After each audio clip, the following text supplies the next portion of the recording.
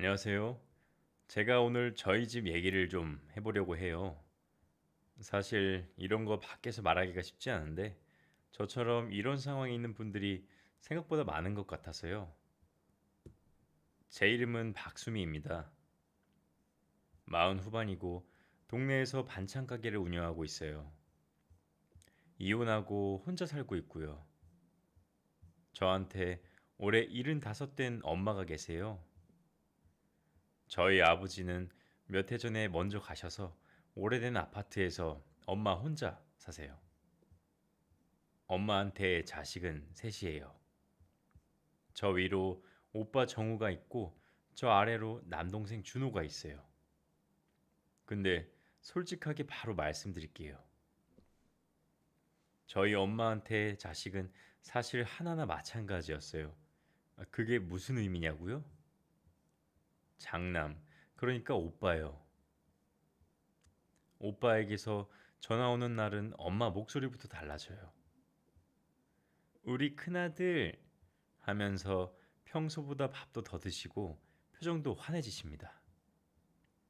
제가 반찬 갖다 드리면요. 야, 괜히 돈 썼네. 이런 거 가져오지 마라. 하세요. 그러면서 그 반찬을 제일 잘 드시거든요. 처음엔 그게 섭섭했죠. 근데 나중엔 그냥 익숙해졌어요. 엄마가 절 미워하시는 게 아니라는 건 알아요. 평생 장남이 집안 기둥이다 라는 말을 가슴에 새기고 사신 분이라서요. 그냥 그게 당연한 줄 아셨던 거예요.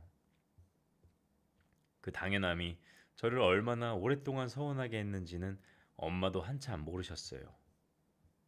그럼 저희 집이 실제로 어떻게 돌아갔는지 좀 더 자세히 말씀드려 볼게요.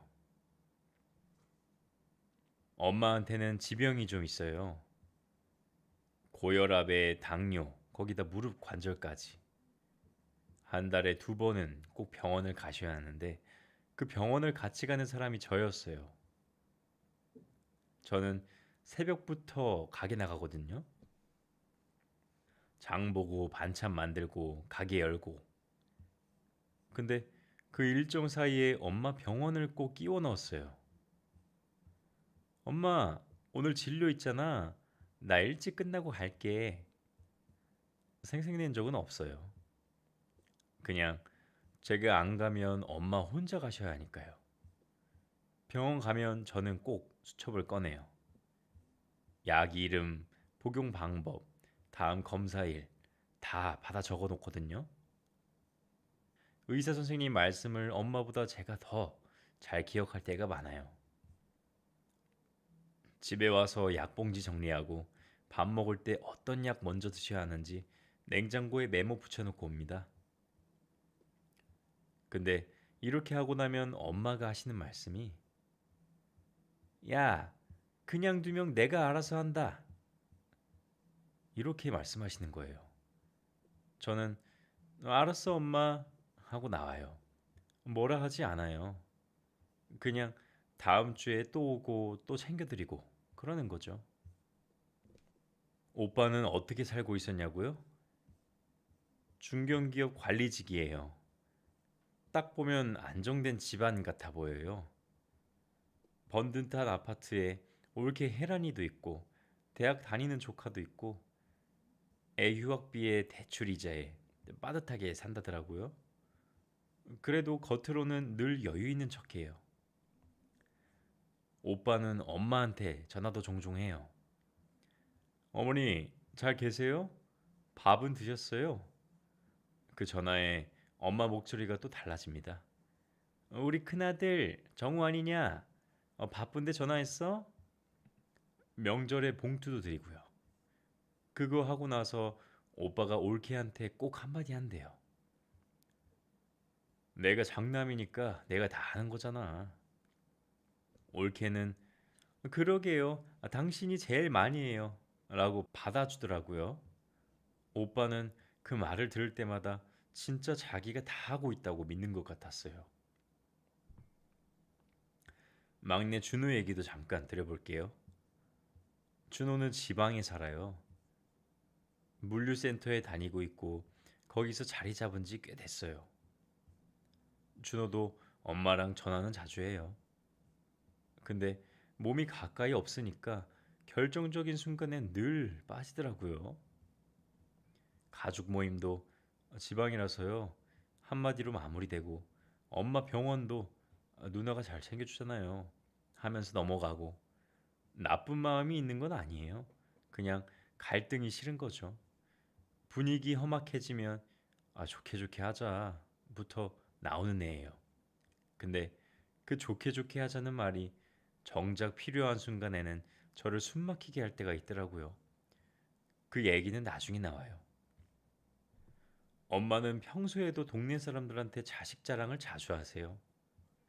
우리 큰아들이 다 챙겨준다고요. 그 말을 들을 때마다 저는 그냥 웃고 넘겼어요. 틀린 말도 아니고 맞는 말도 아니고 그냥 엄마가 그렇게 믿고 싶으신 거라는 걸 알았으니까요. 근데 사람이 보고 싶은 것만 보다 보면 정작 눈앞에 있는 걸 못 볼 때가 있잖아요. 저희 엄마가 딱 그러셨어요. 오래, 아주 오랜 세월 동안요. 그러다 어떠한 갈등이 점점 생기기 시작했어요. 엄마 건강검진 결과가 좋지 않게 나온 거예요. 큰 병은 아닌데 경과를 지켜봐야 하고 무리하면 안 된다는 얘기를 들으셨어요. 제가 그날 진료를 같이 갔다가 의사 선생님 말씀 다 받아 적고 집에 와서 식단표까지 다시 만들었어요. 엄마가 오빠한테도 전화로 알리셨대요. 정우야, 검사 결과가 좀 그렇대. 며칠 뒤에 제가 반찬 갖다 드리러 갔는데 엄마가 아무렇지도 않게 말씀하시는 거예요. 네 오빠가 다녀갔어.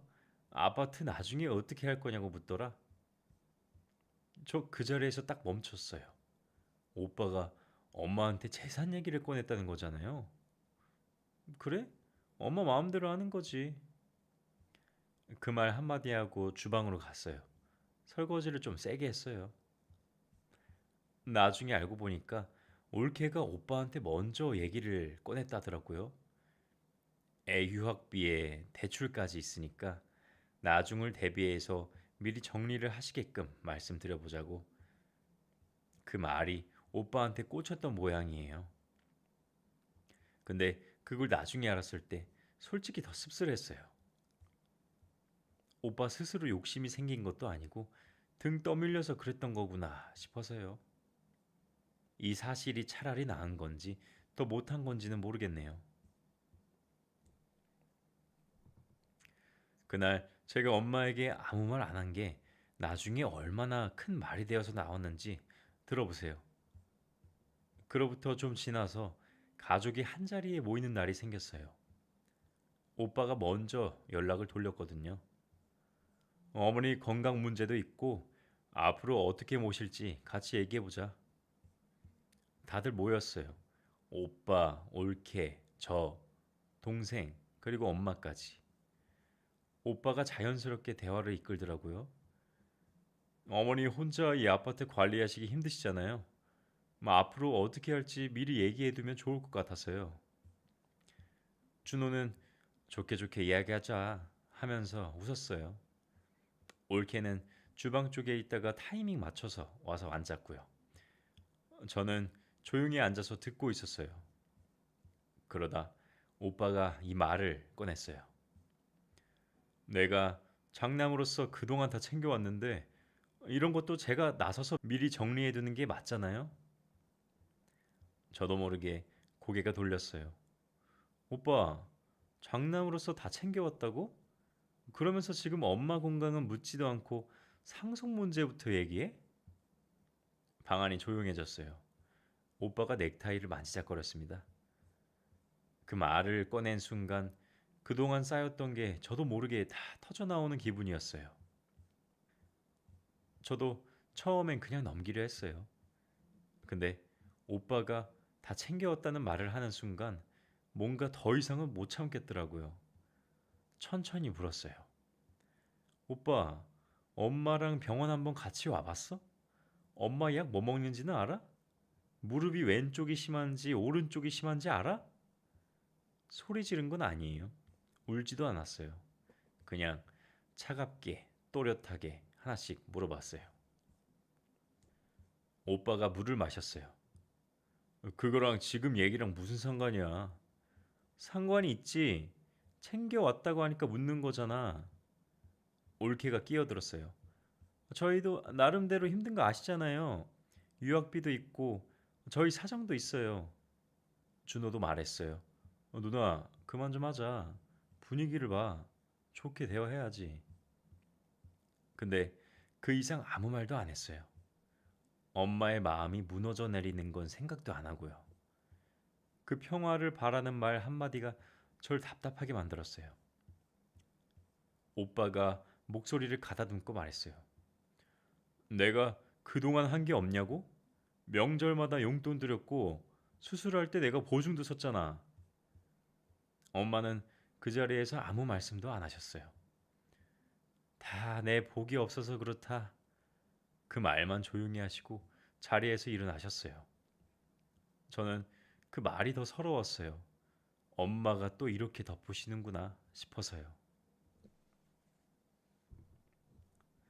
모임이 끝나고 각자 집으로 갔어요. 저는 집에 와서 혼자 허리 두드리며 한참 앉아 있었어요. 내가 뭘 기대한 거지? 원래 이런 집인 거 알면서 이런 생각이 들더라고요. 그냥 또 일상으로 돌아갔어요. 새벽에 가게 나가고 엄마 약 챙기고 수첩에 다음 검사일 적어 놓고 그게 제 일상이었으니까요. 그러다 그 일이 생겼어요. 제가 진짜 이 얘기를 하려고 오늘 나온 겁니다. 어느 날 엄마한테 병원에서 연락이 왔어요. 추가 검사 결과상 입원이 필요하다는 거예요. 엄마가 직접 오빠한테 전화하셨대요. 정우야, 병원에서 엄마 입원하라는데 오빠가 뭐라고 했는지 아세요? 어머니, 저 지금 애 시험 기간이라 오늘은 좀 어렵고요. 준호한테 한번 연락해 볼게요. 그게 끝이었대요. 엄마가 전화를 끊으셨고 오빠는 바로 준호한테 연락했어요. 어머니 입원하셔야 한대. 네가 좀 가봐라. 준호가 받았어요. 형, 저는 지방이라 오늘 당장은 힘들어요. 형이 더 가까우시잖아요. 두 사람이 서로한테 밀었어요. 그리고 아무도 안 움직였어요. 저는 그때 그 통화 내용을 몰랐어요. 수첩에 엄마 다음 검사일이 적혀 있었는데 그 날이 되도록 아무 연락이 없길래 제가 직접 엄마한테 전화한 거예요. 엄마, 오늘 검사 있잖아. 지금 어디야? 나 병원이다. 혼자? 어. 저 그 말 듣고 가게 문 바로 닫았어요.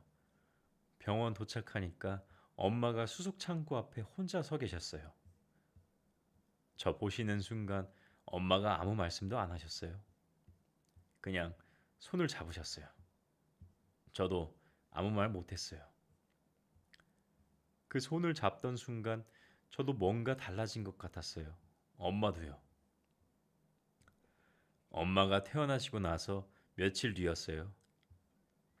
엄마가 한 번 다 모이자고 연락을 돌렸습니다. 뭔가 분위기가 사뭇 달랐어요. 다들 엄마 집에 모였어요. 오빠, 올케, 저, 준호. 자리가 잡히자마자 엄마가 먼저 말씀을 꺼내셨어요. 내가 할 말이 있어서 다 오라고 했다. 조용한 목소리였는데 그 무게가 달랐어요. 내가 유언장을 고쳤다. 아파트는 수미한테 가도록 했어. 방안이 한순간 조용해졌어요. 오빠 얼굴이 굳는 게 보였어요. 넥타이도 만지작거렸어요.